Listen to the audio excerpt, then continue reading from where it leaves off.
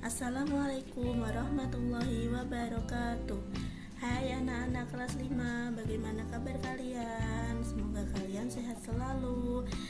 Oke, kita akan belajar tema 1, subtema 1, pembelajaran 5, yaitu IPA, Bahasa Indonesia, dan SBDP.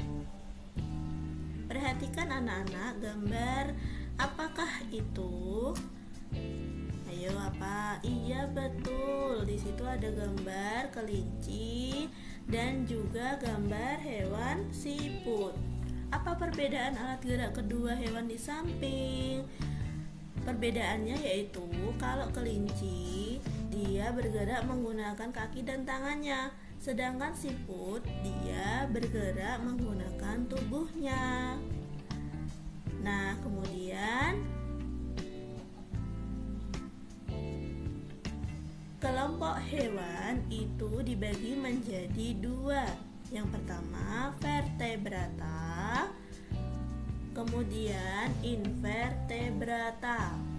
Apakah vertebrata itu? Vertebrata adalah hewan yang memiliki tulang belakang di tubuhnya. Vertebrata yaitu hewan yang memiliki tulang belakang di tubuhnya. Contohnya apa? Kelinci, kucing, burung, ular, ikan, katak, dan masih banyak lagi. Sedangkan invertebrata yaitu hewan yang tidak memiliki tulang belakang di tubuhnya. Contohnya apa saja? Cacing, kupu-kupu, lebah, siput, semut. Ya. Vertebrata dan invertebrata. Umumnya hewan invertebrata memiliki alat gerak serupa dengan hewan vertebrata. Nah, ini ada percakapan antara semut dan kucing. Hei semut, meskipun kita berbeda kelompok hewan, ternyata alat gerak sama-sama menggunakan kaki ya. Si semutnya menjawab, iya kucing. Nah, kucing itu adalah hewan vertebrata. Ya, sedangkan semut itu adalah hewan invertebrata. Nah, ini mereka sama-sama bergerak menggunakan kaki. Kucing juga menggunakan kaki, sedangkan semut juga menggunakan kaki. Nah, contohnya yang lain yaitu seperti kupu-kupu dan burung. Nah, kemudian ini ada tabel gambar.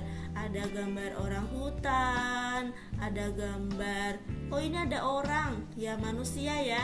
Manusia itu juga mempunyai tulang belakang. Jadi termasuk kelompok vertebrata, tetapi bukan hewan ya. Nah, ini ada lumba-lumba, ada ikan, katak, penguin, tikus, burung, anjing, ada apa ini kambing, kelinci, kucing, bunglon. Sedangkan invertebrata ini adalah contohnya capung, belalang, kupu-kupu, siput, cacing, terus gurita dan lain-lain. Nah, ini ada percakapan. Hei, aku siput. Aku bergerak dengan otot perut. Nah, ini masuknya hewan invertebrata. Terus ini ada ubur-ubur. Ubur-ubur juga termasuk invertebrata. Dia bergerak dengan tentakel. Nah, ini tidak mempunyai tulang belakang. Selanjutnya, coba perhatikan gambar-gambar berikut ini.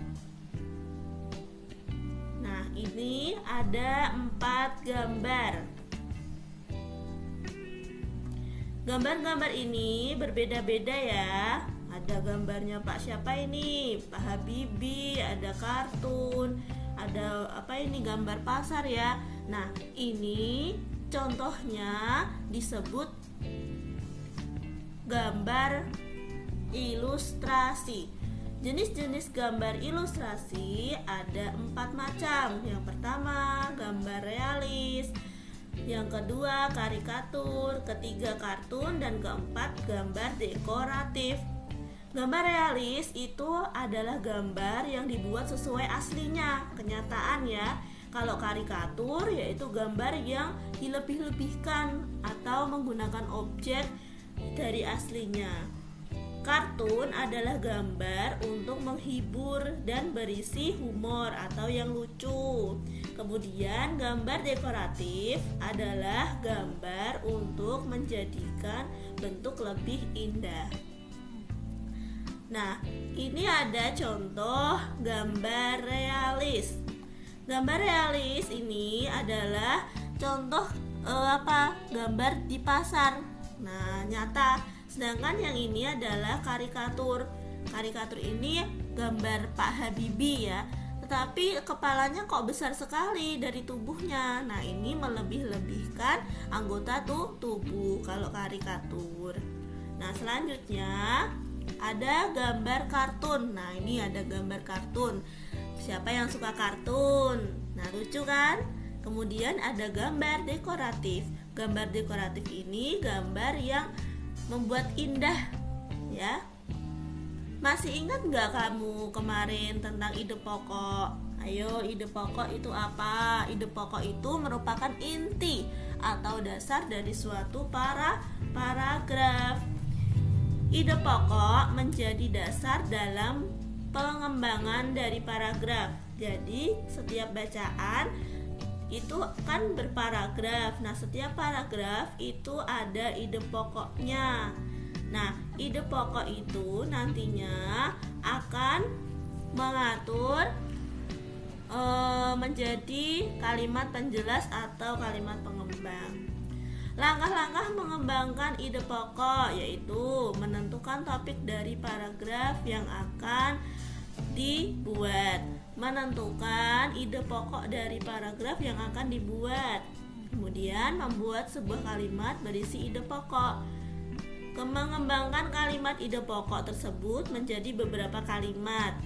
Terus yang terakhir, menyusun kalimat-kalimat tersebut menjadi paragraf yang padu. Nah, ini adalah langkah-langkah mengembangkan ide pokok. Kemarin kan Ibu sudah menjelaskan bahwa ketika kalian sudah menemukan ide pokok, maka kalimat selanjutnya itu adalah kalimat penjelas atau bisa disebut dengan kalimat pengembang. Nah, sekian dari Bu Aul. Terima kasih. Wassalamualaikum warahmatullahi wabarakatuh.